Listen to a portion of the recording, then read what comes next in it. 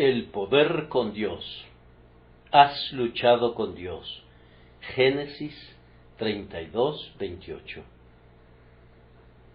Los hombres tienen en muy alta consideración a cualquiera que ostente poder con la realeza. Si yo dijera en relación a cualquier persona aquí presente, ese individuo tiene gran poder con la reina, muchísimos de ustedes se voltearían de inmediato para ver a esa persona. Quien tiene un gran poder con algún príncipe terrenal, puede estar seguro de que tendrá muchos aduladores a su alrededor que le rendirán homenaje por causa del beneficio que esperarían obtener a través de su mediación. Pero, queridos amigos, qué mayor honor es todavía tener poder con el Rey de Reyes. El poder con los hombres podría ser algo malo, pero qué bendición proviene del poder con Dios. Cómo ennoblece el alma del hombre que lo posee. Este hombre, Jacob, que tiene poder con Dios, es llamado Israel, un príncipe, pues lo es.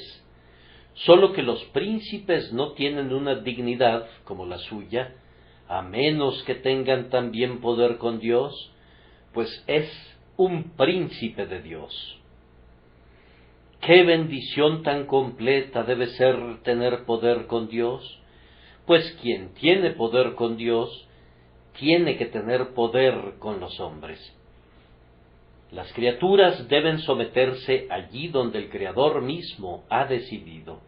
Si puedes prevalecer con el Maestro, puedes estar seguro de prevalecer también con sus siervos. El hombre que tiene poder con Dios está a salvo. Si Dios es por nosotros, ¿quién contra nosotros? Ningún arma que sea apuntada contra ese hombre puede prosperar, y más bien puede condenar a cada lengua que se alce contra él en juicio, pues teniendo poder con Dios, será capaz de plantar su pie sobre el cuello de sus adversarios y reinar sobre quienes se rebelan contra él. Un hombre así no puede estar necesitado. Si tiene poder con Dios, le contará acerca de sus necesidades y todas ellas serán suplidas. Confesará sus pecados y le serán perdonados. Dios tratará bien con el hombre que tiene poder con él. Hay aquí un rango tan amplio de bendición que no debo detenerme para tratarlo más extensamente. Si ustedes tienen poder con Dios, verán que esta es un arma que, como la espada encendida a la puerta del huerto del Edén, se revuelve por todos lados. También podría decir de él lo mismo que dijo David de la espada de Goliat: ninguna como ella, dámela. El lenguaje humano no puede expresar nunca ni la milésima parte del valor del poder con Dios. Quiero que noten, primero, lo que este poder no puede ser: poder con Dios. Casi no necesitan que les diga que este poder no tiene nada de parecido a la fuerza física en oposición a Dios. El poder que es mencionado en nuestro texto es poder con Dios, no poder contra Dios. Ninguna criatura, por poderosa que sea, tiene poder alguno para estar en oposición a la omnipotencia. ¿Quiénes somos nosotros para que nos levantemos alguna vez para oponernos al Altísimo? Que la estopa contienda con la fiera llama, o la cera con el calor abrasador, pero nosotros no contendamos con Dios. Si lo hiciéramos así, como la mariposa en la vela, seríamos totalmente consumidos. Los hombres más fuertes y altivos sólo habrán de ser como hojarasca en el día de la ira de Dios. De hecho, pensar que el hombre tiene algún poder contra Dios es pura locura, pues no tenemos ningún poder en absoluto aparte de Dios. Existimos únicamente porque Él lo quiere. La respiración de nuestra nariz es un don suyo minuto a minuto. Si Él retirara su mano sustentadora por un solo instante, regresaríamos a la nada de la que provenimos. El hombre no tiene poder contra Dios. Oh pecadores necios que le resisten, renuncien a esa batalla desigual. Los exhorto, delante de Dios, a que calculen el costo de una contienda con su Hacedor antes de comenzarla. Lo mismo da que un tiesto dispute con quien lo moldeó, que ustedes, simples criaturas, contiendan con su Creador. Él los desmenuzará como vasos de alfarero en el día de su ira. Por tanto, sean sabios y pongan fin a la pelea y estén en paz con Él. Este poder con Dios tampoco quiere decir poder mental. Hay personas que parecieran exaltar su intelecto incluso por encima de Dios mismo. Es algo excelente ser dotado con poderes de argumentación y tener una aguda facultad de razonamiento, pero, al mismo tiempo, para algunas personas, estas son posesiones muy peligrosas. Conozco a ciertos individuos que dicen que nunca creerán aquello que no puedan entender. Si se adhieren a esa determinación, nunca creerán en su propia existencia, pues en verdad no pueden entenderla. Buscan demoler la palabra de Dios y las doctrinas del Evangelio con su ingenio sutil y su pensamiento profundo, pero es pura locura que la insensatez humana pretenda contender con la sabiduría divina. Que los hombres consideren que sus intelectos son un digno contrincante de la omnisciencia de Dios, equivale a la demencia llevada al punto culminante, pues lo insensato de Dios es más sabio que los hombres. Tanto la sencillez del Evangelio, que es muy sencillo, como la locura de la predicación, que en la consideración de algunas personas es total necedad, obtendrán la victoria, mientras que quienes se imaginan que son sabios, resultarán ser necios. Hermanos y hermanas, no debemos intentar arguir nunca ningún caso en oposición a la voluntad de Dios, pues no podemos tener ningún poder con Él de esa manera. Hemos de someter siempre nuestro juicio a la enseñanza de su palabra y conformar nuestra voluntad a su voluntad. Si pensáramos alguna vez que un cierto curso es el mejor, pero que fuera evidente por la obra de la providencia de Dios, que Él no lo considerara así, no sostengamos ningún debate con Él ni por un instante, sino que debemos decir, como David, enmudecí, no abrí mi boca, porque tú lo hiciste. Si Dios hace algo, eso nos basta. Si Dios dice algo, eso nos basta. En vez de alegar y razonar, escrito está, o dijo Dios, nos deben bastar para dirimir cualquier dilema que concierna al cristiano.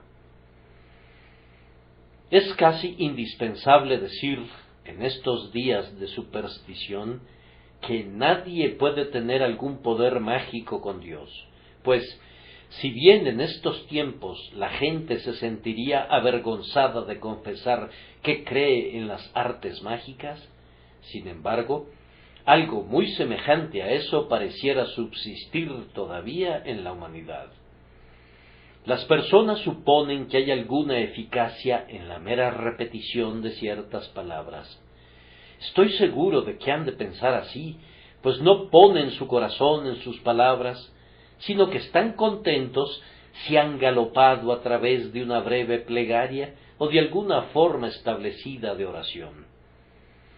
Otra suposición es que la oración es mucho mejor cuando es ofrecida por un cierto individuo que es ordenado para esa labor especial, así que quienes están enfermos mandan a llamar a un oficial para que venga y ore por ellos. Yo he escuchado a menudo esa expresión, como si se pensara que dicha persona, cuando lee una oración de un libro, pudiera, por una suerte de magia, hacer bien al enfermo. Oh, señores, las meras palabras ensartadas en una ristra, ya sea que estén en hebreo, en griego, en latín o en inglés, no sirven de nada delante de Dios. Es la expresión del corazón lo que Él oye, y no deben imaginar nunca que hay alguna excelencia en un cierto arreglo de letras y sonidos, o que ciertos individuos, mediante el uso de estas palabras, pueden atraer de lo alto las bendiciones.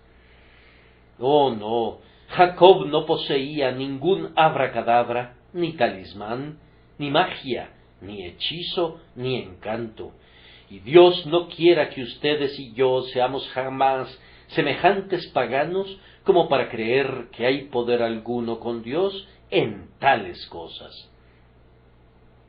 Necedades de este tipo no pueden prevalecer ante Dios para que Él otorgue sus bendiciones. Él las aborrece por completo.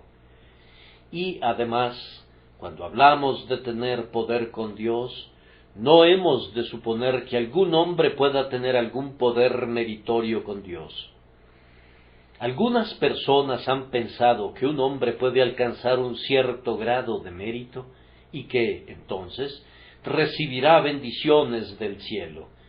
Si ofrece un cierto número de oraciones, si hace esto o siente aquello o sufre lo otro, entonces gozará de elevado favor con Dios. Muchos están viviendo bajo este engaño y a su manera están tratando de conseguir poder con Dios por lo que son, o por lo que hacen, o por lo que sufren.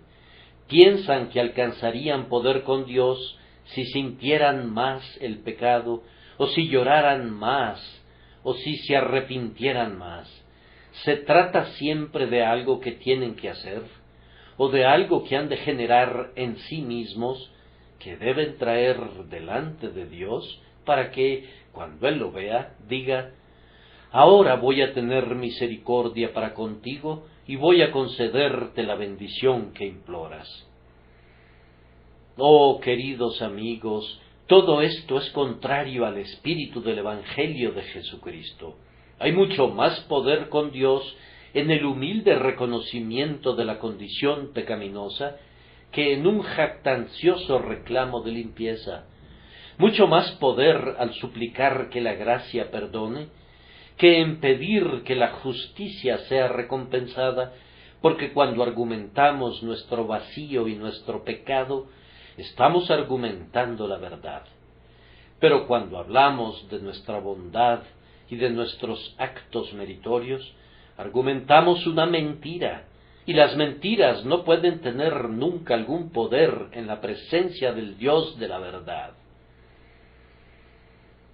Oh, hermanos y hermanas, sacudamos por siempre de nosotros, como sacudiríamos de nuestra mano una víbora, toda idea de que, por alguna bondad nuestra, que incluso el Espíritu de Dios pudiera obrar en nosotros, seamos capaces de merecer algo de las manos de Dios y reclamar algo de la justicia de nuestro Hacedor como un derecho.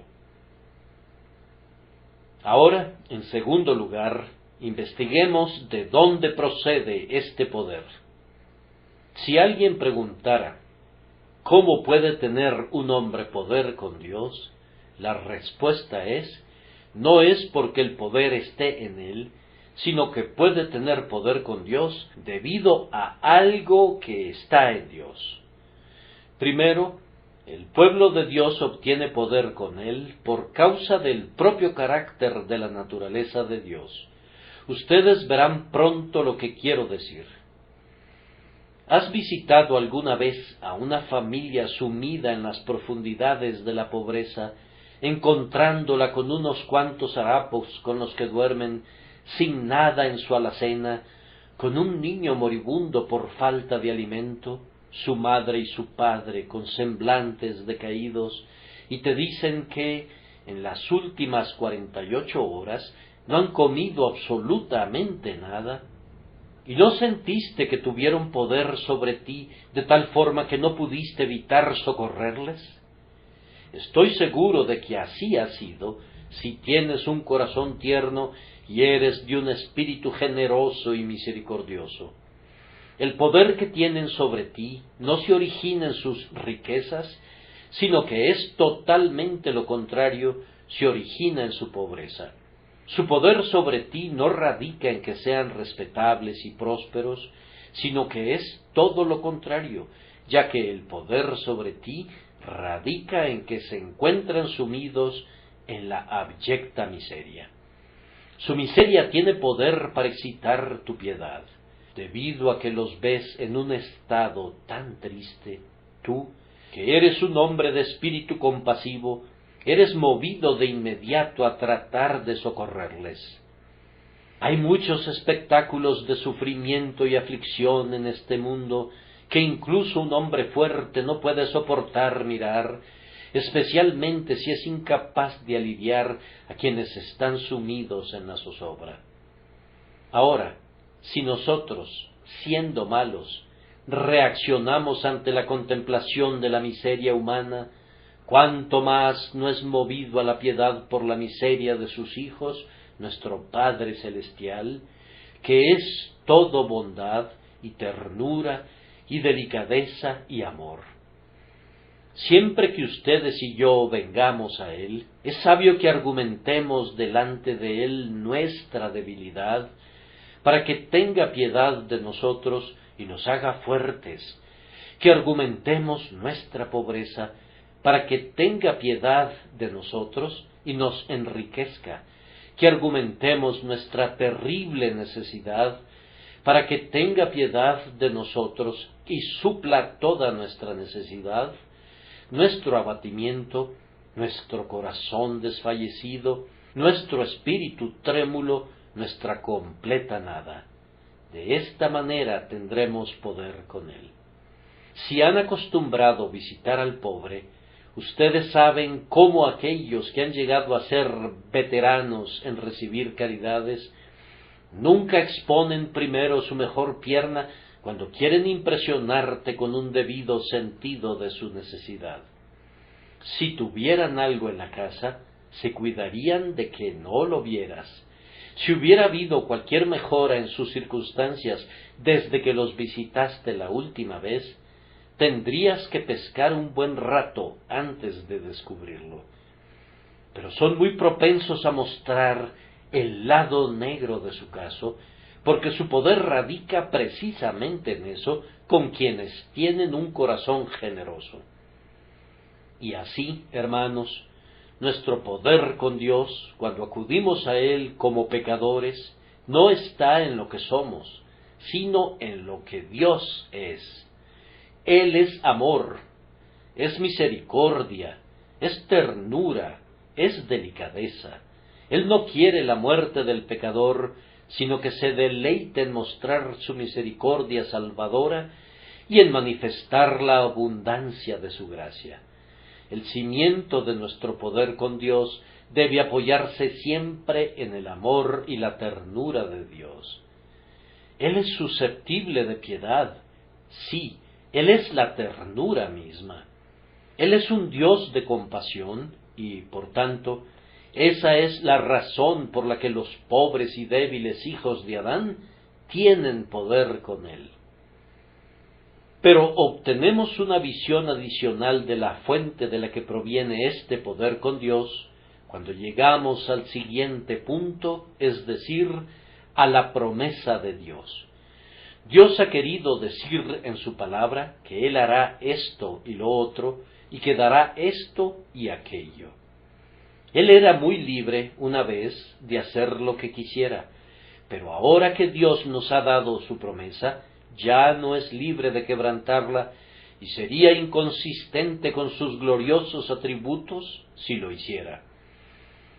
Tampoco dejará jamás sin cumplimiento una sola sílaba que hubiere brotado de su boca. Cuando Dios dio su promesa, se puso efectivamente a sí mismo, por decirlo así, en poder de quienes saben cómo argumentar la promesa. Cada promesa es una dosis de vigor dada al hombre que tiene fe en esa promesa, pues con ella puede vencer incluso al propio Dios omnipotente. Vamos, hermanos, si su carácter es lo que debiera ser, y una persona se acercara a ustedes y les dijera, tú prometiste darme tal y tal cosa, ¿acaso la persona que puede decir eso no tiene poder sobre ustedes hasta el límite máximo de su promesa? Si tú eres un hombre veraz, te logra vencer de inmediato. Si tú le dijeras, ¿pero cuándo te di yo esa promesa? Podrías haber malinterpretado lo que te dije. Entonces, él metería su mano en el bolsillo y sacaría tu promesa en blanco y negro, con tu nombre firmado allí, y ya no habría forma de escaparse de eso, ¿no es cierto? Ahora, esa es precisamente la manera en la que Dios nos da poder con Él, pues nos ha dado su promesa en blanco y negro, y se encuentra aquí, en el libro que conocemos como su libro, su propia palabra infalible. Es una bendición poder llegar delante de Dios de rodillas y poner tu dedo en una promesa que está en la Biblia y decir, Señor, esto es lo que has prometido que harás. Yo te suplico que lo hagas, porque tú eres el Dios de la verdad.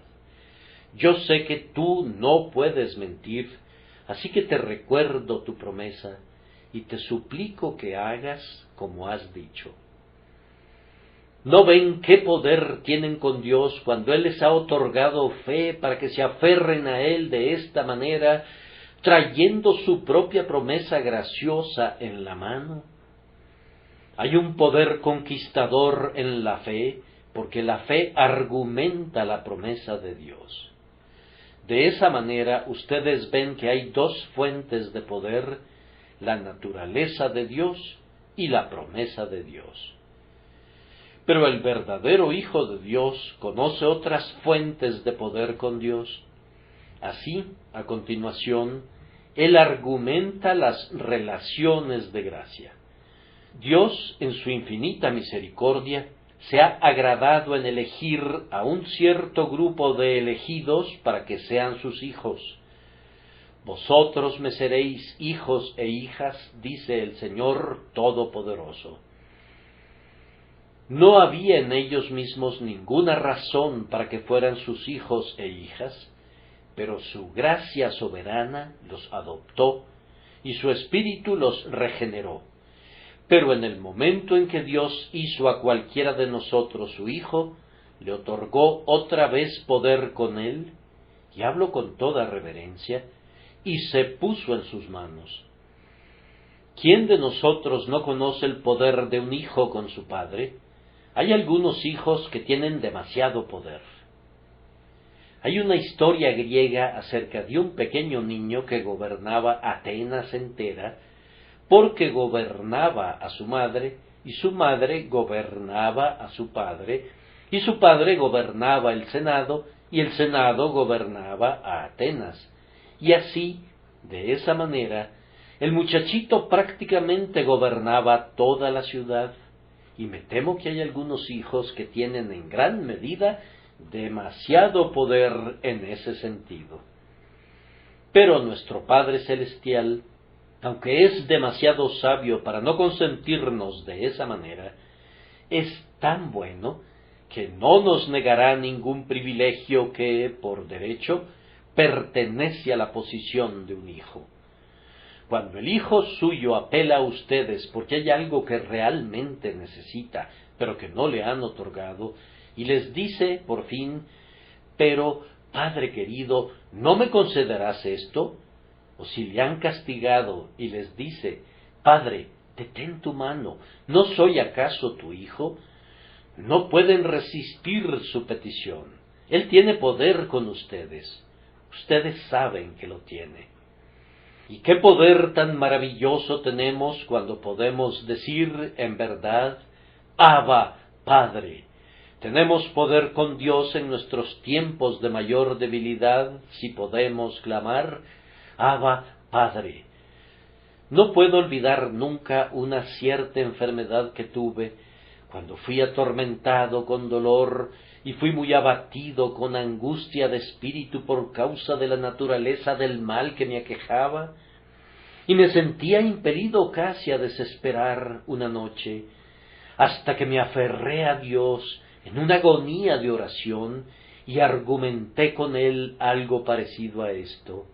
Si mi hijo estuviera sumido en una angustia como yo lo estoy, yo le escucharía y le aliviaría si pudiera. Tú eres mi padre y yo soy tu hijo, entonces ¿no me tratarás como a un hijo? Casi al instante que presenté ese argumento delante de Dios, mi dolor cesó y caí en un dulce sueño del que desperté con un Abba, Padre, en mis labios y en mi corazón. Yo creo que este es un argumento invencible porque cuando Dios se llama a sí mismo Padre, lo dice en serio. Hay algunos padres en este mundo que no actúan para nada como deberían hacerlo los padres. Deberían sentirse avergonzados, pero eso no se dirá nunca de nuestro Padre Celestial. Él es un verdadero Padre y tiene entrañas de compasión para con sus hijos, y no aflige ni lastima voluntariamente a los hijos de los hombres, y cuando sabemos cómo apelar a su paternidad, prevaleceremos con Él. Además, queridos amigos, el poder que tenemos con Dios proviene también de sus acciones pasadas. Miren lo que ha hecho por su propio pueblo. Primero, Él lo escogió. Bien, entonces, como Él lo escogió, no puede desecharlo, porque Él es un Dios inmutable. Como Él hizo su elección, la mantiene. Pablo pregunta, ¿ha desechado Dios a su pueblo? Y él responde a su propia pregunta, ¿no ha desechado Dios a su pueblo, al cual desde antes conoció? Eso es lo que no ha hecho nunca. Luego, además de elegirnos, Él también nos ha redimido, y después de que nos redimió de la destrucción por la sangre de su Hijo, ¿puede permitir que nos perdamos? ¿Podría pagar por nosotros tal precio y, sin embargo, desentenderse de guardarnos hasta el fin? Eso no puede ser. Cuando entregó a su Hijo como recompensa por nosotros, en verdad, se puso en nuestras manos, pues el que no escatimó ni a su propio Hijo, sino que lo entregó por todos nosotros, ¿cómo no nos dará también con Él todas las cosas?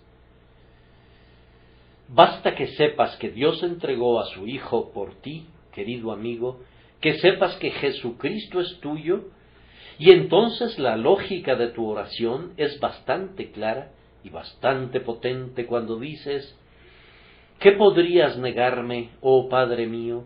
Tú me has dado a tu Hijo, entonces, por su sangre y heridas, por su vida y muerte, y por la gloria de la resurrección, concede a mi espíritu la gracia que necesita, puesto que tú me has dado a Jesucristo. ¿No ven, queridos hermanos y hermanas en Cristo, que cada misericordia que Dios les ha otorgado les da poder sobre Él? Por eso, ustedes cantan con John Newton, su amor en tiempos pasados me prohíbe pensar que me abandonará al final para que me hunda en la tribulación. Cada dulce Ebenezer al que paso revista confirma su disposición de ayudarme por completo. Si ha hecho tanto por nosotros, ¿acaso no hará más todavía? ¿Acaso cada bendición que es otorgada por Dios no nos llega con este mensaje de su boca? Vendrán más cosas todavía, y no podemos estar muy seguros de que Él, que nos ha bendecido ahora durante 40 años, o durante 50, 60, 70, y veo a algunos que han sumado 80 años y que han tenido la bendición de Dios todo el tiempo. Entonces, ¿acaso no se ha comprometido y obligado por todos estos años de favor y misericordia a bendecirles incluso hasta el final? Ciertamente así es. Ahora noten, en tercer lugar, cómo puede ser ejercido este poder con Dios por los cristianos. ¿Qué forma toma el poder con Dios? Por supuesto que toma la forma de la oración. Los cristianos ejercen el poder que tienen con Dios cuando se acercan a Él para pedir bendiciones para ellos y para otros. Pero no todo el que ora tiene poder con Dios o sabe cómo usar el poder que realmente existe. ¿Cuál es la gente que tiene realmente poder con Dios? Les diré. Primero, este poder es ejercido por quienes son profundamente sensibles de su propia debilidad. Nadie que piense que es fuerte tiene poder con Dios, excepto en el sentido en el que Pablo escribió: cuando soy débil, entonces soy fuerte. Yo tengo una idea, y pienso que la Escritura la apoya, y es que Jacob luchó muy intensamente con el ángel, aunque no obtuvo la victoria sino hasta que el ángel tocó en el sitio del encaje de su muslo y provocó que el muslo se descoyuntara. Entonces, cuando Jacob no pudo estar más de pie, al momento de caer se aferró con toda su fuerza al ángel, como si quisiera derribarlo también, ya que debía caer, y el peso de Jacob era mayor aún porque no podía estar de pie. Su misma debilidad fue un elemento de su fuerza, y ese momento de debilidad fue el momento de su victoria. Ahora, si acuden a Dios sintiendo que están parcialmente llenos, Él no los llenará, sino que esperará hasta que estén muy vacíos antes de que derrame su bendición en ustedes. Él no mezclará aceite con agua, y hasta que hubiere vaciado toda el agua de la vasija, no comenzará a derramar su aceite o su vino.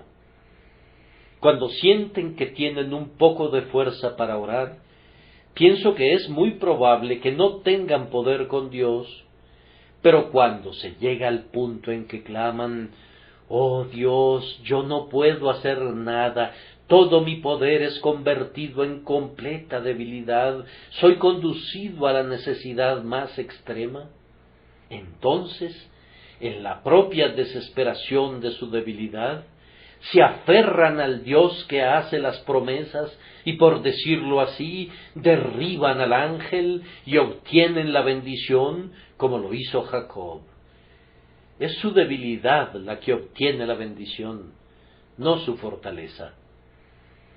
¿Han tratado alguna vez de acudir a Dios como un hombre plenamente santificado? Yo lo hice una vez.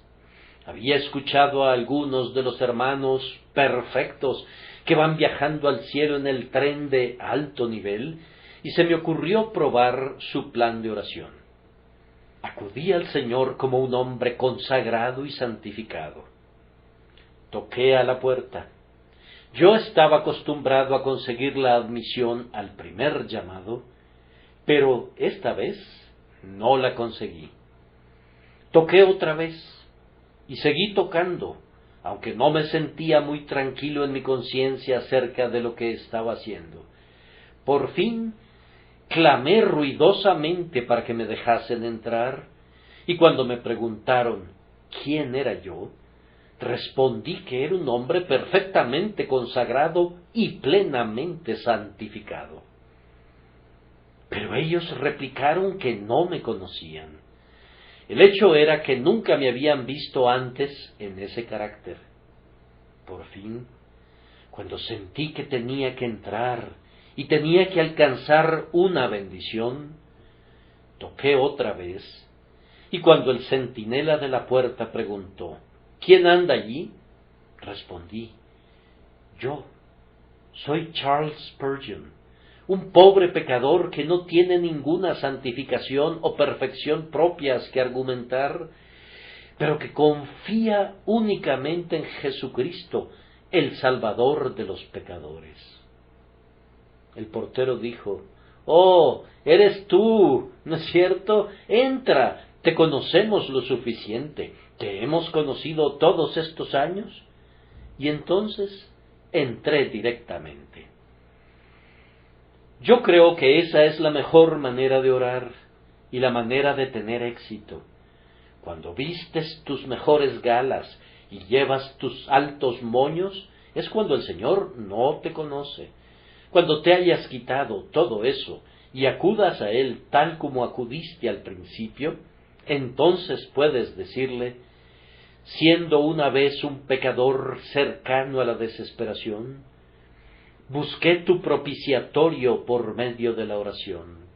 Entonces misericordia oyó y lo libertó. Señor, esa misericordia me tocó a mí». Y yo soy ese pobre publicano que no se atrevía ni siquiera a alzar los ojos al cielo, sino que se golpeaba el pecho diciendo: «Dios, sé propicio a mí, pecador», y descendió a su casa justificado antes que el hermano que está allá, que habló muy altivamente acerca de la vida muy enaltecida, pero que descendió a su casa sin una bendición. Sí, hermano mío, tú eres fuerte cuando eres débil, y eres perfecto cuando sabes que eres imperfecto, y estás más cerca del cielo cuando piensas que te encuentras más lejos. Entre menos te estimes a ti mismo, más alta es la estima de Dios hacia ti.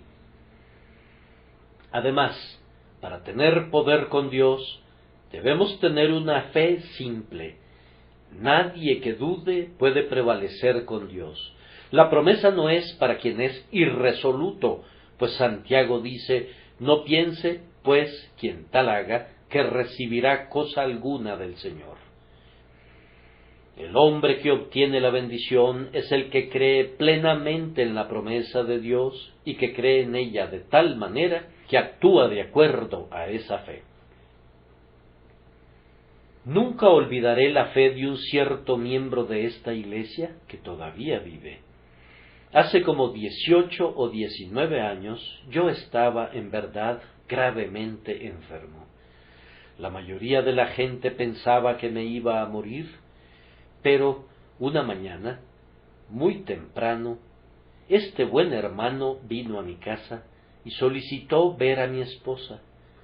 Era justo al amanecer, y cuando ella lo recibió, él le dijo: «He pasado toda esta noche luchando con Dios por la vida de su esposo. No podemos permitirnos perder a nuestro pastor, y estoy seguro de que él vivirá, así que pensé que caminaría hasta aquí para decirle esto». Muchas gracias», le respondió mi esposa. «Estoy muy agradecida por sus oraciones y por su fe». No es cualquiera el que puede orar a Dios así, y fallamos en obtener las bendiciones que buscamos porque no oramos de esa manera. Pero, queridos hermanos y hermanas, si creyéramos en Dios tal como creemos en nuestros amigos, si tuviéramos la misma confianza en Dios que le brindamos a nuestros esposos y a nuestras esposas, cuán potentes seríamos en la fe. Él merece 1000 veces más confianza de la que podamos depositar jamás en el mejor de nuestros parientes o amigos, y si tuviéramos fe en sus promesas, prevaleceríamos con certeza. Si confían en Él, no les fallará.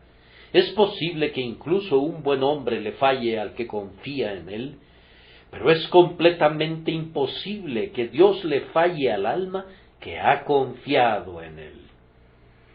Estoy seguro de que si nosotros, los ministros, simplemente creyéramos más en Dios y predicáramos con más fe, Él nos honraría más. Me imagino que si Dios nos diera bendiciones de Pentecostés, se vería que muchos de nosotros no estamos listos de ninguna manera para recibirlas. Supongan que hubiera 5,000 personas convertidas en un día aquí. Entonces, la mayoría de las iglesias a nuestro alrededor dirían: hay un chocante estado de excitación en el tabernáculo. Es verdaderamente terrible.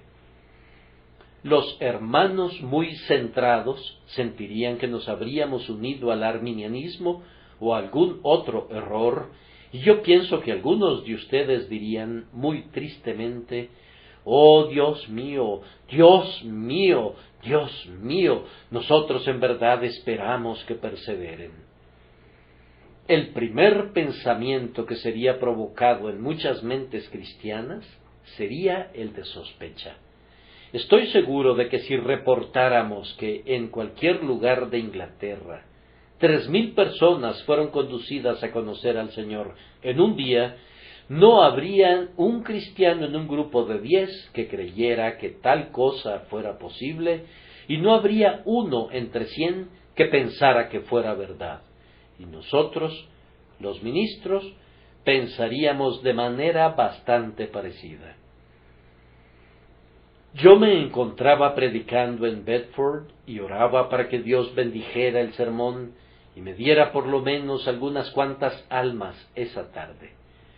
Cuando hube terminado, estaba allí un viejo hermano wesleyano que me propinó una buena reprimenda, más que merecida. Él me dijo: yo no dije amén cuando tú pedías por la conversión de unas cuantas almas, pues pensé que estabas limitando al Santo de Israel.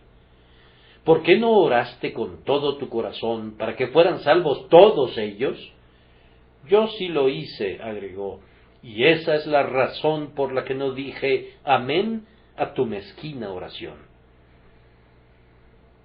Con frecuencia se da el caso que nosotros, los predicadores, no honramos a Dios, pues no creemos que Él dará grandes bendiciones, y por tanto, Él no nos honra dándonos esas grandes bendiciones. Pero si nos mantuviéramos adheridos a la verdad, y tuviéramos una confianza más firme en que la palabra de Dios no regresará vacía a Él jamás, Él haría cosas muchísimo mayores por nosotros de las que hubiera hecho hasta ahora. A este sentido de nuestra propia debilidad y nuestra plena fe en Dios, debemos agregar la sincera atención a su palabra. Hermano, no puedes esperar que Dios te escuche si tú no quieres escucharle, y cuando le pides a Dios, no debes imaginar que Él te dará lo que le pidas si tú no le das lo que Él te pide. Si un hombre ama el pecado, sus oraciones no pueden prosperar con el Dios de santidad. Cuando Dios le dice a un hombre: debes hacer tal y tal cosa, y el hombre responde: yo no voy a hacerlo, la siguiente vez que acuda a Dios en oración, es muy probable que el Señor le diga: como tú no hiciste como yo deseaba, yo no haré como tú deseas. La tolerancia de cualquier pecado conocido nos priva del poder con Dios, y el descuido de cualquier deber conocido impide al hombre que tenga éxito cuando está de rodillas. Si quieres prevalecer con Dios, has de tener una conciencia sin ofensa. Deben acudir delante del Señor confesando su pecado y diciendo: oh Señor, ayúdame a hacer tu voluntad en todas las cosas.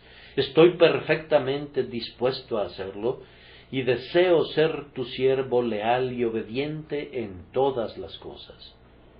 Si hicieran eso, descubrirían que cualquier cosa que pidieran con fe en la oración, la recibirían. En adición a todo lo que he dicho, el hombre que ha de prevalecer con Dios debe ser un hombre que es terriblemente decidido. ¡Qué hombre tan decidido fue Jacob en aquella noche de lucha! ¡Qué grandiosa expresión fue aquella! No te dejaré si no me bendices.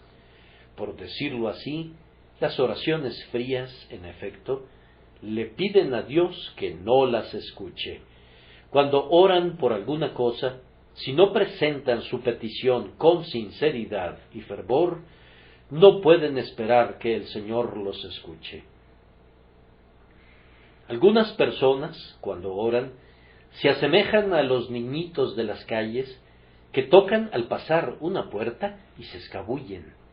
Pero el hombre que ora rectamente se aferra a la aldaba de la puerta de la misericordia y toca, y si no hay respuesta, toca una y otra vez, y si todavía entonces no hay una respuesta, vuelve a tocar, y otra vez, y otra vez, y otra vez, y otra vez, y entre más tenga que esperar, más ruidosamente vuelve a tocar, hasta que, por fin, pensarías que iba a tomar por asalto la casa, y que haría saltar los postes de las puertas de sus lugares, ya que toca tan fuerte. Ese es el tipo de hombre que tiene éxito con Dios, el hombre que no deja ir al Señor mientras no lo bendiga. Las oraciones de John Knox hicieron descender sobre Escocia muchas copiosas bendiciones, porque eran las oraciones de un hombre cuyo corazón estaba encendido con sagrada decisión y que oraba con toda su alma y espíritu. Nuestro propio Señor Jesús dijo: el reino de los cielos sufre violencia y los violentos lo arrebatan. A todos estos requisitos para el poder con Dios hemos de agregar la santa importunidad. Luchar no es sólo asir a un hombre para luego dejarle ir.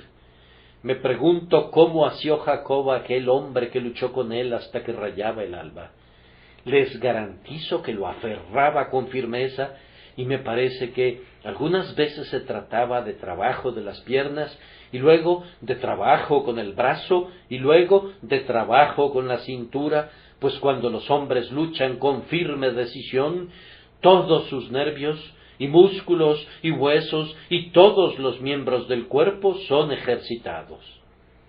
Eso debe de haber sucedido con Jacob aquella noche, que se mantuvo aferrando firmemente al ángel y diciendo en su alma, si no es que con sus labios: tengo la intención de quedarme contigo toda la noche y luchar hasta que raye el alba. Y por tanto, la bendición le fue dada porque prosiguió esforzándose por conseguirla. Hay algunas misericordias que no serán otorgadas nunca, excepto como respuesta a la oración perseverante e importuna. Oh hermano, oh hermana, si sabes cómo conseguir argumentando, tú eres quien tiene poder con Dios. Serás llamado Israel si puedes pasar la noche entera en una importunidad creyente, humilde, determinada y resuelta. La bendición debe venir si sientes que no puedes prescindir de ella, porque quieres que te sea otorgada para la gloria de Dios. Y, queridos amigos, hay gran poder con Dios cuando en la oración importuna llegamos al final a un ruego lloroso. En Oseas 12:4, el profeta nos informa que Jacob venció al ángel y prevaleció, lloró y le rogó. Moisés no nos dice eso en el libro de Génesis, pero Oseas tenía también la inspiración del Espíritu Santo y nos da esta interesante descripción sobre la lucha de Jacob, que lloró. Me parece ver al patriarca cubierto de sudor por causa de sus grandes esfuerzos en la lucha, pero en adición a eso, su corazón está quebrantándose en su interior, y él está suspirando y clamando todo ese tiempo, y las ardientes lágrimas están cayendo en la mano del ángel, y pienso que fueron las lágrimas las que finalmente obtuvieron la victoria. Ustedes recuerdan que cuando nuestro Señor Jesucristo se encontraba en el huerto de Getsemaní, ofreciendo ruegos y súplicas con gran clamor y lágrimas al que le podía librar de la muerte, fue oído a causa de su temor reverente. Y el hombre que sabe cómo llorar, si no con un llanto, sí con lágrimas espirituales, el hombre cuya alma se ve incitada a una apasionada agonía de deseo, es el hombre que tiene poder con Dios. Si tuviéramos miembros de ese tipo en esta iglesia, yo creo que contamos con muchos miembros que realmente lloran por las almas de los pecadores. Son los hombres y mujeres que harán descender la bendición en respuesta a sus oraciones y lágrimas. Hermanos y hermanas, si tienen el hábito de llorar por sus hijos inconversos y en sus súplicas a Dios por su salvación, tienen la costumbre de llorar a menos que venga la bendición, pueden tener la seguridad de obtener la bendición tarde o temprano. Ustedes son precisamente la fuerza de la Iglesia, son los salvavidas de la Iglesia, y Dios otorgará con certeza innumerables bendiciones en respuesta a esas oraciones y lágrimas suyas. Que tengamos muchos miembros con ese perfil, pues son gente que tiene poder con Dios. Concluyo notando brevemente qué uso se le puede dar a este poder. Siempre que es otorgado este poder con Dios, atraerá muchas bendiciones de lo alto sobre la persona que lo posee y también la convertirá en instrumento de gran bendición para los demás. Mi tiempo casi se ha agotado, así que solo voy a reflexionar sobre el segundo punto. Abraham era un hombre que tenía poder con Dios, pero por allá estaba Lot viviendo en Sodoma, justo como muchísimos cristianos profesantes lo están haciendo hoy día. Espero que sean pueblo de Dios, pero no puedo entenderlos. Les gustan las diversiones mundanas y gozan con la conversación mundana. Son como Lot en Sodoma. Me pregunto cómo pueden soportar esa atmósfera asquerosa en la que viven. A menudo he repetido que la gracia de Dios puede vivir donde yo no puedo vivir. Hay algunas personas con las que no me gustaría convivir, y sin embargo, confío que la gracia de Dios está en ellas, al menos así lo espero, y no debo juzgarlas. Pero, queridos hermanos, si alguna vez esa parte de la iglesia que es como Lot en Sodoma obtiene una bendición, tiene que ser por medio de ustedes, que son como Abraham y tienen poder con Dios. Oren por sus pobres hermanos inconsistentes, supliquen al Señor que les impida adentrarse más en el camino del pecado. Pídanle al Señor que no sean destruidos con Sodoma en el día de su venganza. Y el Señor los escuchará y sacará a Lot de Sodoma a salvo, aunque pudiera ser que Lot tenga que perder todo lo que posee y perder a su esposa también antes de que salga. Ustedes lo sacarán si saben cómo orar por él. Moisés era otro hombre que tenía poder con Dios. Ustedes recuerdan que cuando los israelitas hicieron un becerro de oro, el Señor le dijo a Moisés: Ahora pues, déjame que se encienda mi ira en ellos y los consuma, y de ti yo haré una nación grande. ¿Acaso no fue esa una maravillosa oportunidad para Moisés? Él habría de ser constituido en una gran nación y todo el resto de la gente debía ser destruida. Pero ustedes recuerdan cómo argumentó Moisés con el Señor, y no argumentó en vano. El Señor le dijo: Ahora pues, déjame que se encienda mi ira en ellos y los consuma. Pero pareciera que Moisés se levantó y asió la mano de Dios en la que sostenía su vara de venganza, y por fin el Señor le dijo que perdonaría a la nación y la guardaría en respuesta a la súplica de Moisés, el hombre que tenía poder con Dios.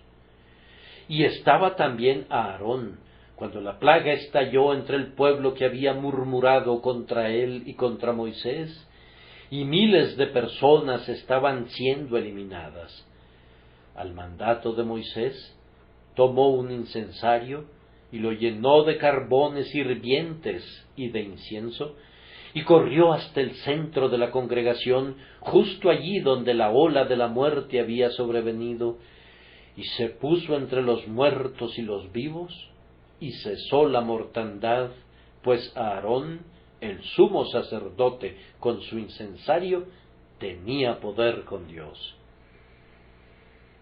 El Señor Jesucristo, el grandioso antitipo de Aarón, está ejerciendo continuamente este poder en favor de su pueblo, y también ayuda a algunos de sus siervos a hacer la misma obra, por ejemplo, a Martín Lutero. Cómo parecía estar con el incensario del Evangelio entre los vivos y los muertos. Y en otros tiempos tenebrosos y otras edades peligrosas, Dios ha levantado a muchos siervos eminentes a quienes les ha dado el mismo incensario del Evangelio, que exhala un dulce olor de Cristo, conforme lo mecen también de un lado al otro, colocados entre los vivos y los muertos. Oh, que Dios concediera poder a muchos de ustedes, queridos hermanos y hermanas en Cristo, en formas parecidas a estas. Recuerden el poder que tuvieron los primeros cristianos con Dios para sacar de la prisión a Pedro. Si ustedes tienen poder con Dios, es un motor que pueden encender de todo tipo de maneras para bendición de sus compañeros cristianos y de los pobres pecadores perdidos. Por tanto, los exhorto a que lo busquen, y cuando lo obtengan, sosténganlo firmemente y caminen humildemente delante de Dios, para que no les quite este poder, y para que sean fuertes en el Señor y en el poder de su autoridad, por Jesucristo nuestro Señor. Amén.